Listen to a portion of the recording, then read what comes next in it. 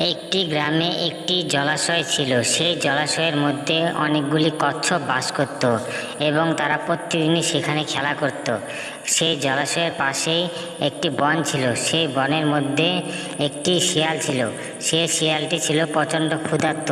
সে যে পশু থাক না কেন তার সামনে সে পশুই মেরে সে খেয়ে নিত। একদিন হঠাৎ সে শিকার পাচ্ছিল না। অনেক খোঁজাখুঁজি করার পর পাচ্ছিল না শিকার। তার মাথা খারাপ হয়ে ছোটাছুটি করছিল। তারপর হঠাৎ সে নদীর পাড়ের সামনে এলো। সামনে আসার পর দেখলো যে নদীর পাড়ের মধ্যে অনেকগুলি কচ্ছপ। তারা প্রচণ্ড রোদের তাপের জন্য তারা জলে ঠান্ডা লাগছিল বলে তারা রোদের মধ্যে পাড়ে এসে রোদ পোহাচ্ছিল। তা দেখে শিয়াল এগিয়ে আসলো। কচ্ছপরা শিয়ালকে দেখে চারটি কচ্ছপ নদীতে নেমে বলল। একটি কচ্ছপ একটু দূরে ছিল, তাই সে যেতে পারেনি। সে তার খোলসের ভিতরে মুখ ঢুকিয়ে নিয়েছে। তারপর শিয়াল সামনে আসলো। কচ্ছপটি তাকে খাওয়ার জন্য আসলো সামনে। শিয়াল তারপর খোলসের দিকে পা দিয়ে নাড়াচ্ছিল, দেখলো যে শক্ত।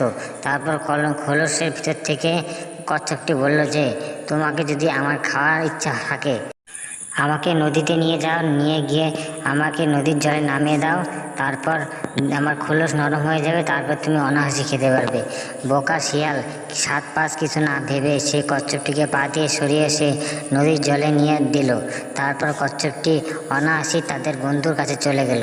তারপর শিয়াল পা বাড়িয়ে নিয়ে আসতে চাইলো কচ্ছপটিকে, কিন্তু কচ্ছপ তো নদীর জলে চলে গেছে।